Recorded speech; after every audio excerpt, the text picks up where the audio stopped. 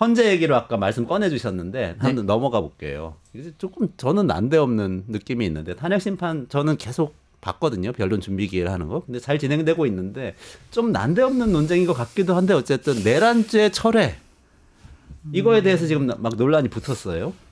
국민의힘에서 특히 이제 계속 주장을 하고 이러면 안 된다고 그러고 있고. 그러니까 이제 과거에 권성동 원내대표가 박근혜 대통령 국회 탄핵소추위원장일 때 했던 주장을 보면은 지금 국민의힘 주장이 얼마나 말이 안 되고 억지인지 알 수는 있어요.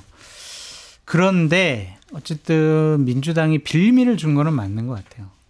그러니까 저는 그게 맞지 않다고 생각하는 거거든요.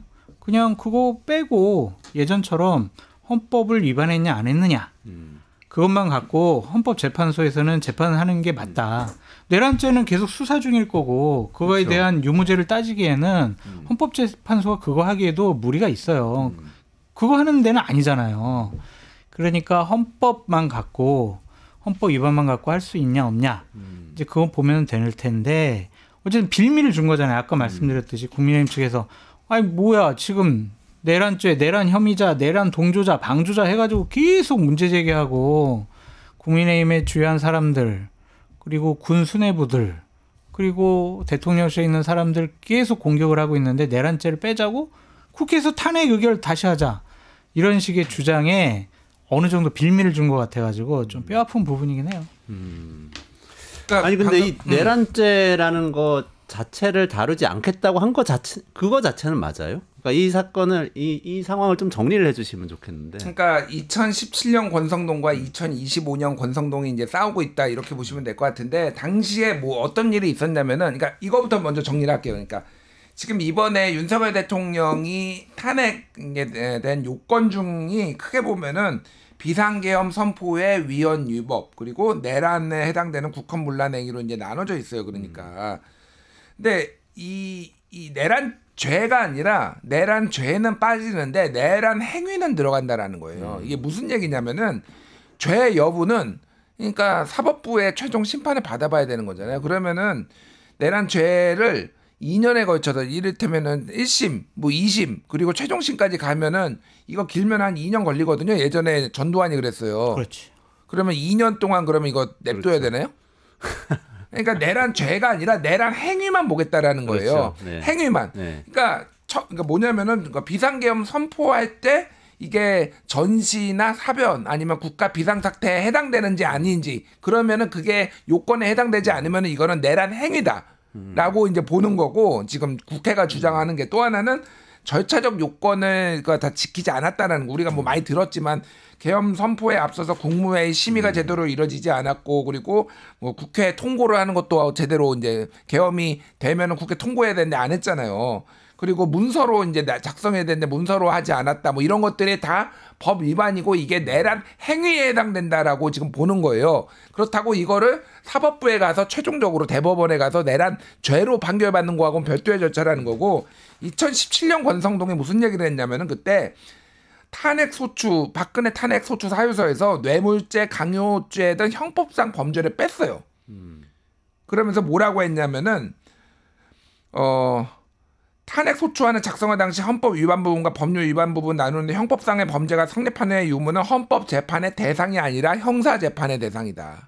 그러니까 뇌물죄와 강요죄는 이게 형사 재판에서 최종적으로 확정 판결을 받아야지 볼 수가 있으니 이게 아니라 범죄가 아니라 그 박근혜의 행동을 우리가 헌법 재판에서 다루겠다라는 거로 그래서 뇌물죄, 강요죄를 뺐단 말이에요.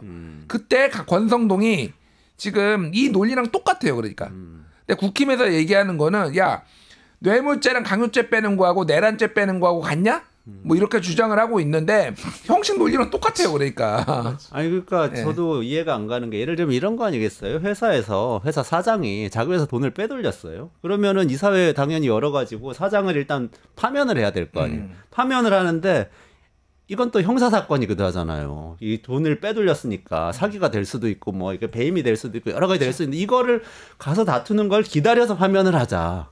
그러면은 가가지고 형사재판하고 막 항소하고 이러는 걸 다 기다렸다가 파면하면 그거 기다리는 동안 회사 망하잖아요. 그러니까 일단은 파면부터 하고 봐야 되는 거 아닙니까? 그게 맞는데 이제 대통령 탄핵이라는 것이 단순히 그냥 이사회에서 파면뿐만이 아니라 그거는 이제 헌법재판소의 재판이라고 보여지는데 국회에서 탄핵 의결이 있잖아요.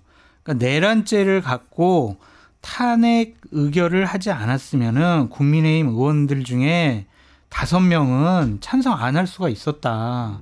그러면은 헌법재판소까지 갈 일이 아니다. 그렇게 생각하는 거예요. 지금 국민의힘이나 지지자들은.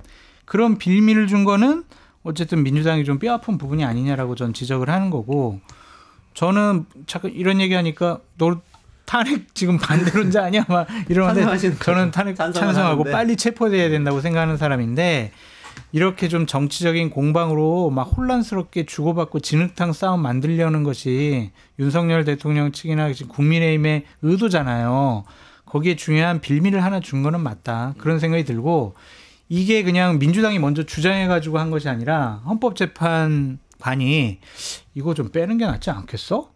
이렇게 얘기를 해서 민주당이 그럼 뺄게요. 라고 이제 언론보다 낫잖아요. 그러면은 나중에 탄핵 심판이 인용되더라도 아니 뭐야 지금 민주당하고 지금 헌법재판관하고 지금 짜고 친 거야. 우리 이거 인정 못해. 막 이러면서 불복할 가능성이 있다니까요. 아니 근데 말씀 중에 민주당은 아니죠. 국회 측 소추인이 한 거죠. 국회죠. 소추인은 국회고. 국회 소추에 또 국민의힘은 안 들어가 있으니까. 소추인 중에 민주당도 있지만 다른 야당들도 있잖아요. 아니, 그래요. 그리고 국민의힘 의원 중에도 탄핵 그 의결 때 가결에 투표하신 분들이 있고 그러니까 당연히 가결이 됐고. 그러니까 엄밀히 따지면 그러니까 이제 국회인 거죠. 네, 말씀이 맞는데 어쨌든 민주당의 주장에 동조한 헌법재판관 불공정해 정당성 없어 이런 식으로 탄핵 불복 이렇게 나올 수 있다니까요. 그러니까 뭐든지 다 지금 그냥 무조건 다 불복하고 거부하고 반대하고 그런 입장 보이고 있잖아요. 그러니까 일단 2017년에도 그래서 그때 새누리당이 이거 다시 투표해야 된다. 뇌물죄랑 강요죄 빠졌으니까 이거는 다시 완전히 그 탄핵 사유가 바뀐 거다라고 주장을 했는데 헌재에서 다시 의결할 필요 없다라고 이미 판단 내렸어요. 그러니까 전체적으로 큰 틀에서 그 행위를 보고 죄는 뺀 거는 이거는 완벽하게 이 탄핵 소추의 사유가 바뀐 거라고 보지 않았기 때문에 똑같은 논리가 권성동과 그때 헌재의 논리가 그대로 이번에 적용이 되면은 의결할 필요는 없을 것 같고 그래서 윤석열을 체포를 해야 돼요. 빨리. 농담이 아니라 왜 그러냐면은 계속 이상한 얘기를 퍼뜨려. 저기 앉아가지고 계속 하는 건데 맞아요, 그거를 깜빵에서 변호인을 통해서 하는 것과 저 권자에 앉아가지고 지금 지시를 내는 거 완전히 다르고 이게 그러니까 중세 시대에 지금 그런 거예요. 그러니까 저기 중세나 근세 시대에 영국에서 예를 들면 찰스 1세가 의회랑 부딪혀가지고 계엄령 발표하고 그때 내전이 일어났거든요. 농성전 하는 거예요 지금 자기가 불리해져가지고 자기 성으로 들어와가지고 지금 맞아요. 여기를 하면서 내가 아직도 통치하고 있다 그러고 계속 누구 불러들여서 이거 여기에 반란군 진압하라 지금 이 상황이 그래서 가장 중요한 거는 법적 절차 되게 중요한데 이 인간을 빨리 잡아들여야 돼요. 이 인간을 잡아들이지 않으면 안 된다 진짜. 자꾸 그러니까 일부 영주들은 홍준표라든지 오세훈이라든지 이런 영주들은 자꾸 동조하는 듯한 말을 또 하잖아요. 지금. 예. 그러니까 정말 심각한 상황인데 근데 이제 헌법재판소 제가 1, 2차 변론 기회를 꼭 참고 다 봤거든요. 굉장히 보기 힘들어요. 여러 가지 측면에서.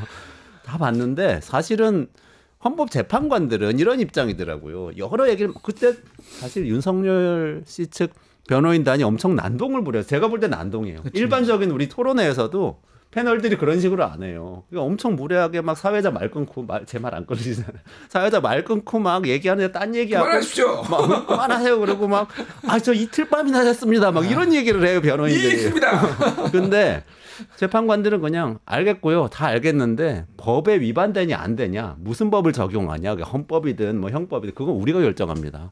그냥 일단 알았고 우리가 결정할게요라고 정리를 하더라고요. 근데 문제는 헌법재판관이 그걸 정리하더라도 안 받아들일 거다.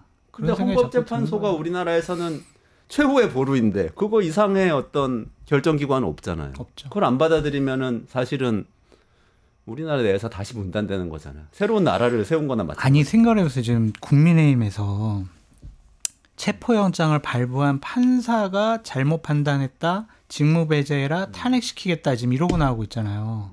그럼 헌법재판관들에 대해서도 그렇게 공격할 가능성이 높단 말이에요. 그 사람들이 거기서 재판을 하는 정당성이 결여됐어. 라는 문제를 도덕적 법률적으로 계속 지속적으로 공격할 거란 말이에요.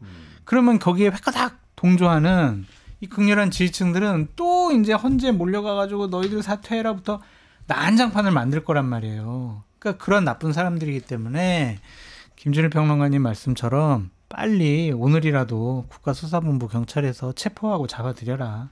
그렇게 말씀드려요. 김호기 님이 우리 국민은 그래도 윤석열 잔머리를 알고 있습니다. 장 소장님께서 전달해달라고 그렇게. 아니, 당연히 저도 알고 있죠. 우리 국민들 속지 않을 거라고 알고 있고 근데 더 이런 이 난동과 이런 이 가짜 뉴스가 더 전파되지 않으려면 사실 빨리 체포를 해서 격리를 해야 된다. 이게 맞아요. 정말 많은 빨리 얘기네요. 빨리. 오늘의 결론은 빨리 체포를 하자. 네. 유튜브 구독하고 실시간 채팅과 댓글을 남기시면 매일매일 7천 TTCO를 드립니다.